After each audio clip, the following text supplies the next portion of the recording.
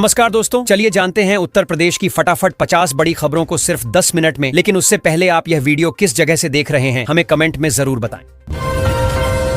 उत्तर प्रदेश में अब बिना हेलमेट बाइक चलाना महंगा पड़ेगा। योगी सरकार ने नया नियम लागू किया है जिसके तहत हेलमेट न पहनने वाले वाहन चालकों पर कड़ी कार्रवाई की जाएगी। पुलिस तुरंत चालान काटेगी और सुरक्षा नियमों का उल्लंघन करने वालों को भारी जुर्माना और कानूनी कार्रवाई का सामना करना होगा।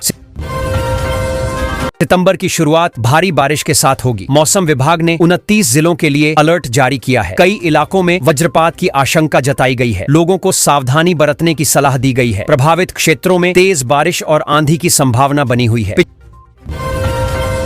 पिछले 10 महीनों में उत्तर प्रदेश में 13 लाख से अधिक निर्धन परिवार जीरो पॉवर्टी योजना से जुड़े हैं। इनमें से 3,72,000 परिवारों को लाभ मिला है। इस योजना का उद्देश्य गरीबों को आर्थिक रूप से सशक्त बनाना और गरीबी रेखा से बाहर लाना है।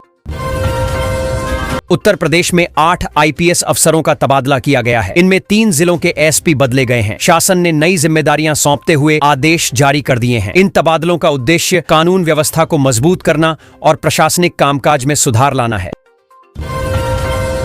उत्तर प्रदेश के एक जिले में 2 दिन तक स्कूल और कॉलेज बंद रहेंगे। डीएम ने 12वीं तक की कक्षाओं की छुट्टी की घोषणा की है। यह फैसला खराब मौसम और सुरक्षा कारणों से लिया गया है। छात्रों और अभिभावकों को सतर्क रहने की सलाह दी गई है।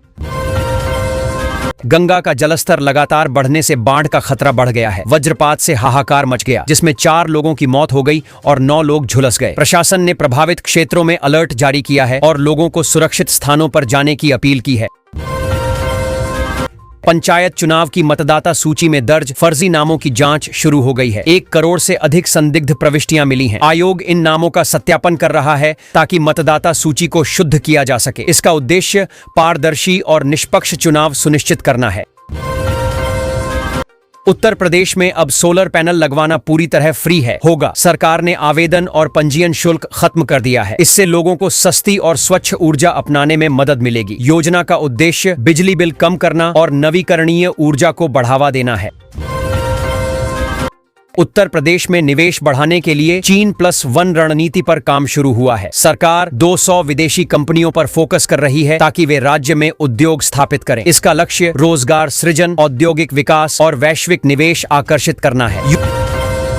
यूपी के एक जिले में कल भारी बारिश का अलर्ट जारी किया गया है। लगातार हो रही बारिश से कई इलाकों में जलभराव की स्थिति बन गई है। मंत्री केपी मलिक भी जलभराव में फंस गए। प्रशासन ने लोगों से सतर्क रहने और सुरक्षित स्थानों पर रहने की अपील की है। यूपी में दीपावली के बाद सनातन संघ सम्मेलन आयोजित होगा। इस कार्यक्रम में कई राज्यों के मुख्यमंत्री और राज्यपाल शामिल होंगे। सम्मेलन की अगुवाई मुख्यमंत्री योगी आदित्यनाथ करेंगे। आयोजन का उद्देश्य सांस्कृतिक मूल्यों के संरक्षण और सनातन परंपराओं को बढ़ावा देना बताया जा रहा है। गाजियाबाद में देश की पहली ड्रोन परीक्षण प्रयोगशाला तैयार हो गई है। यहां 10 सितंबर से ड्रोन के परीक्षण शुरू होंगे। इस लैब में आधुनिक तकनीक से ड्रोन की जांच और प्रमाणन किया जाएगा। इसका उद्देश्य ड्रोन तकनीक को बढ़ावा देना और सुरक्षा मानकों को सुनिश्चित करना है। यूपी में शिक्षा मित्र से नियमित शिक्षक बने कर्मचारियों को पुरानी पेंशन मिलने को लेकर संशय बना हुआ है। 38 जिलों में अब तक आदेश नहीं पहुंचे हैं। सरकार की ओर से इस पर स्पष्ट निर्देश जारी होने का इंतजार है। शिक्षकों में इसे लेकर उत्सुकता और चिंता दोनों है। गाजियाबाद में 19 महीनों के दौरान 142 करोड़ रुपए की ठगी का बड़ा मामला सामने आया है। निवेशकों से रकम वसूली गई लेकिन अब तक वापसी नहीं हुई। पीड़ित लोग रुपए वापस पाने के लिए लगातार चक्कर काट रहे हैं। पुलिस जांच और कार्रवाई जारी है। नोएडा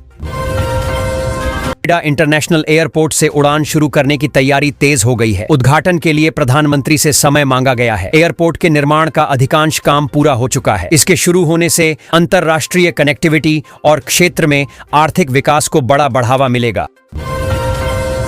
पीलीभीत में भारी बारिश से बाढ़ जैसे हालात बन गए हैं। शारदा और देवहा नदियां उफान पर हैं। हालात को देखते हुए स्कूलों में छुट्टी घोषित कर दी गई है। प्रशासन ने लोगों को सतर्क रहने और सुरक्षित स्थानों पर जाने की सलाह दी है। राहत कार्य जारी है।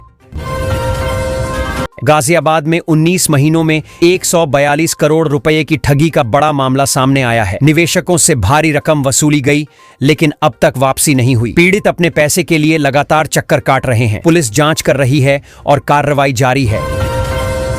चुनाव की मतदाता सूची में दर्ज फर्जी नामों की पहचान अब एआई तकनीक से होगी। आयोग ने सत्यापन के लिए आर्टिफिशियल इंटेलिजेंस का उपयोग शुरू किया है। इसका उद्देश्य पारदर्शिता बढ़ाना और धोखाधड़ी रोकना है। इस तकनीक से गलत प्रविष्टियों को हटाकर सटीक वोटर लिस्ट तैयार की जाएगी। वाहन चालकों की सुविधा के लिए ऑनलाइन भुगतान की सुविधा शुरू हो गई है। अब चालान और टैक्स आसानी से घर बैठे जमा किए जा सकेंगे। इस पहल से समय और मेहनत दोनों की बचत होगी। सरकार का उद्देश्य डिजिटल लेन देन को बढ़ावा देना और पारदर्शिता लाना है। आगरा में यमुना नदी का जलस्तर खतरे के निशान से 2 फीट ऊपर पहुंच गया है। इससे निचले इलाकों में बाढ़ का खतरा बढ़ गया है और लोग दहशत में हैं। प्रशासन ने अलर्ट जारी कर दिया है और प्रभावित क्षेत्रों में राहत एवं बचाव कार्य तेज कर दिए गए हैं। गाजियाबाद में उद्योग स्थापित करने के लिए 1676 उद्यमियों ने 548 एकड़ जमीन की मांग की है। इन परियोजनाओं के शुरू होने से हजारों लोगों को रोजगार मिलने की संभावना है। सरकार निवेश को बढ़ावा देने के लिए आवश्यक सुविधाएं और नीतिगत समर्थन देने पर काम कर रही है।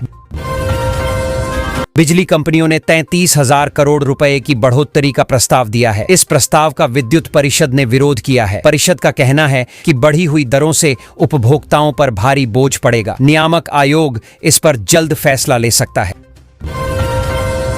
फर्जी गेमिंग ऐप से ठगी के मामले में अब तक 14 लोगों को गिरफ्तार किया गया है। यह नेटवर्क अंतर्राष्ट्रीय स्तर पर फैला हुआ है और कई देशों में इसका कारोबार हो रहा था। आरोपियों ने ऑनलाइन गेमिंग के नाम पर करोड़ों की ठगी की। जांच एजेंसियां पूरे रैकेट की पड़ताल कर रही हैं। शिक्षकों की तैनाती का मूल्यांकन किया जाएगा। बेसिक शिक्षा विभाग ने उन स्कूलों की जानकारी मांगी है जो ग्रामीण से शहरी क्षेत्र में परिवर्तित हुए हैं। इसका उद्देश्य शिक्षकों की सही तैनाती सुनिश्चित करना और शिक्षा व्यवस्था में संतुलन लाना है। रिपोर्ट के आधार पर आगे कार्रवाई होगी। गाजियाबाद में भारी बारिश से कई इलाके जलमग्न हो गए हैं। जल भराव के कारण सड़कों पर यातायात बाधित है और शहर में जगह जगह जाम लग गया है। लोगों को आवागमन में काफी दिक्कतों का सामना करना पड़ रहा है। प्रशासन ने पानी निकासी के लिए राहत कार्य शुरू कर दिए हैं। उत्तर प्रदेश में बाढ़ से हालात बिगड़ते जा रहे हैं। गंगा का जलस्तर बढ़ने से एक जिले में पिछले 24 घंटे में 18 मकान नदी में बह गए। लगातार कटान से ग्रामीणों में दहशत है और लोग सुरक्षित स्थानों की ओर पलायन कर रहे हैं। प्रशासन राहत बचाव कार्य में जुटा है। उत्तर प्रदेश सरकार ने बड़ा फैसला लिया है। अब प्रदेश में सोलर पैनल लगवाने पर कोई आवेदन या पंजीयन शुल्क नहीं देना होगा। यह सुविधा पूरी तरह फ्री होगी। सरकार का उद्देश्य नवीकरणीय ऊर्जा को बढ़ावा देना और बिजली बिल में राहत देना है। इससे लाखों उपभोक्ताओं को सीधा लाभ मिलेगा। उत्तर प्रदेश में अगले 3 दिन मौसम बदला रहेगा। कई जिलों में चमक गरज के साथ झमाझम बारिश होने की संभावना है। मौसम विभाग ने येलो अलर्ट जारी किया है और लोगों को सावधानी बरतने की सलाह दी है। लगातार बारिश से निचले इलाकों में जल भराव और आवागमन में दिक्कतें हो सकती हैं। उत्तर प्रदेश में बड़ा फैसला आया है। कन्नौज, सहारनपुर समेत कई मेडिकल कॉलेजों में नीट के जरिए हुए दाखिले रद्द कर दिए गए हैं। हाई कोर्ट ने इस मामले में जारी शासनादेश को निरस्त कर दिया। अब नए सिरे से प्रक्रिया अपनाई जाएगी। इससे प्रभावित छात्रों में अफरा तफरी मची हुई है।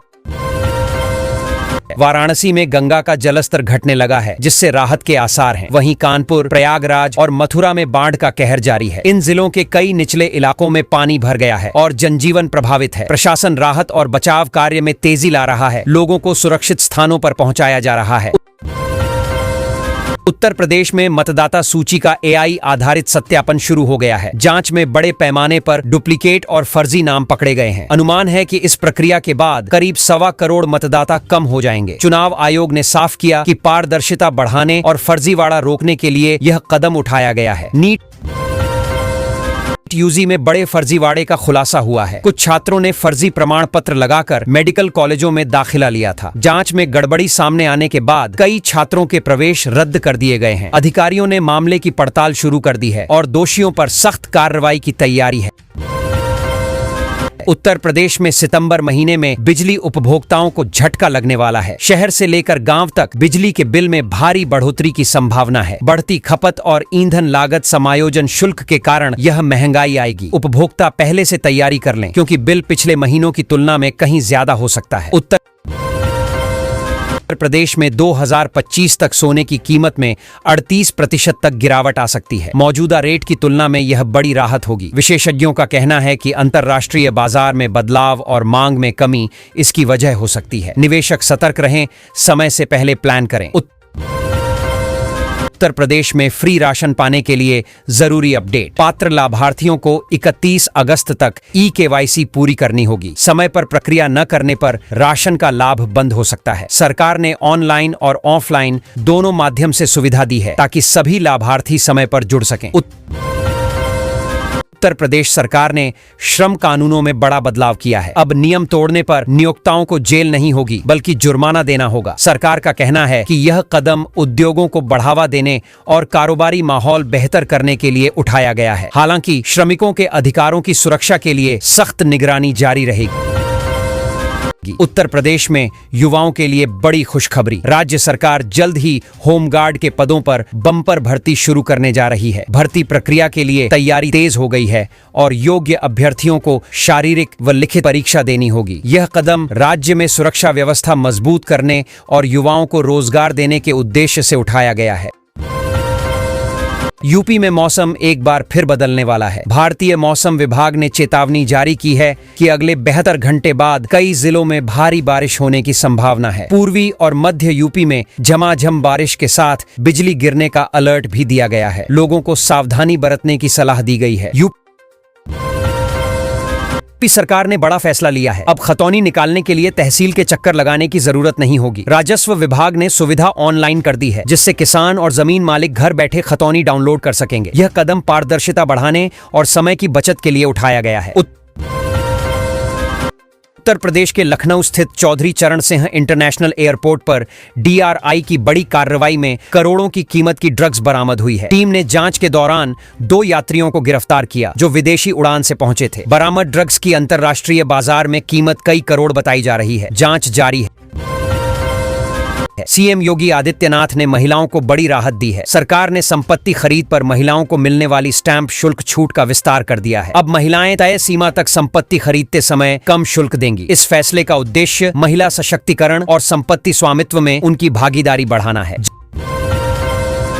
जम्मू में बाढ़ की स्थिति के कारण रेल यातायात प्रभावित हुआ है। आज 32 ट्रेनें रद्द कर दी गई हैं, जिससे यात्रियों को बड़ी परेशानी का सामना करना पड़ रहा है। अब तक 120 से ज्यादा यात्रियों ने अपनी टिकटें कैंसिल कराई हैं। रेलवे ने लोगों से यात्रा से पहले अपडेट लेने की अपील की है। उत्तर प्रदेश महिला आयोग की अध्यक्ष ने महिलाओं की सुरक्षा को लेकर महत्वपूर्ण निर्देश दिए हैं। उन्होंने ई-रिक्शा में सुरक्षा उपाय बढ़ाने, GPS ट्रैकिंग और ड्राइवर सत्यापन पर जोर दिया। साथ ही 1090 महिला हेल्पलाइन को और मजबूत करने, शिकायतों पर त्वरित कार्रवाई और जागरूकता अभियान चलाने के निर्देश भी जारी किए। यूपी में बाढ़ से हालात बिगड़ गए हैं। उटंगन नदी में उफान आने से खेत, रास्ते और मंदिर तक पानी भर गया है। 4 गांवों का संपर्क टूट गया है, जिससे ग्रामीणों में दहशत है। प्रशासन राहत और बचाव कार्य में जुटा है, लेकिन लगातार बारिश से मुश्किलें बढ़ रही हैं। वाराणसी में गंगा नदी ने चेतावनी बिंदु पार कर लिया है और अब विकराल रूप ले रही है। निचले इलाकों में पानी भरने से लोगों को सुरक्षित स्थानों पर शिफ्ट किया जा रहा है। हालात पर नजर रखने के लिए सीएम योगी कल वाराणसी पहुंचकर बाढ़ प्रभावित क्षेत्रों का निरीक्षण करेंगे। यूपी में जाति प्रमाण पत्र बनाने की प्रक्रिया में बदलाव होने जा रहा है। अब आवेदन पूरी तरह डिजिटल माध्यम से होंगे और पुराने प्रमाण पत्रों का स्वतः सत्यापन होगा। यह कदम फर्जी प्रमाण पत्र रोकने और पारदर्शिता लाने के लिए उठाया गया है। नई व्यवस्था जल्द लागू होगी। यूपी सरकार ने प्राथमिक शिक्षा में बड़ा बदलाव किया है। जिन प्राथमिक स्कूलों में छात्रों की संख्या 50 से कम है और वे 1 किलोमीटर की दूरी पर स्थित हैं, उनका मर्जर किया जाएगा। शिक्षा विभाग का कहना है कि इस कदम से संसाधनों का बेहतर उपयोग और बच्चों को गुणवत्तापूर्ण शिक्षा सुनिश्चित होगी। वाराणसी में पहली बार सीएम योगी आदित्यनाथ ने जनता दर्शन किया। वे खुद एक फरियादी के पास पहुंचे, समस्याएं सुनी और अधिकारियों को त्वरित कार्रवाई के निर्देश दिए। सीएम ने आश्वासन दिया कि किसी की भी समस्या अनसुनी नहीं जाएगी। इस दौरान सुरक्षा और व्यवस्था के पुख्ता इंतजाम किए गए थे। उत्तर प्रदेश के सीतापुर में बाघ की दहशत से लोगों की जिंदगी थम गई है। ग्रामीणों में डर का माहौल है, बच्चे स्कूल नहीं जा पा रहे और लोग रतजगा कर रहे हैं। वन विभाग की कार्रवाई धीमी होने से नाराजगी बढ़ी है। बाघ की तलाश और पकड़ने के लिए टीमें तैनात की गई हैं। उत्तर प्रदेश के निजी मेडिकल कॉलेजों पर मनमानी फीस वसूलने के आरोप लगे हैं। छात्रों और अभिभावकों ने शिकायत करते हुए सीएम योगी से गुहार लगाई है। उनका कहना है कि तय मानकों से अधिक फीस ली जा रही है। सरकार ने मामले की जांच कराने और सख्त कार्रवाई करने के संकेत दिए हैं। योगी सरकार ने दिव्यांगों के लिए बड़ा फैसला किया है। अब उत्तर प्रदेश के हर जिले में दिव्यांगजन सुविधा केंद्र स्थापित किए जाएंगे। इन केंद्रों पर सहायक उपकरण, रोजगार परामर्श और सरकारी योजनाओं का लाभ आसानी से मिलेगा। सरकार का उद्देश्य दिव्यांगों को आत्मनिर्भर बनाना और उन्हें मुख्य धारा से जोड़ना है।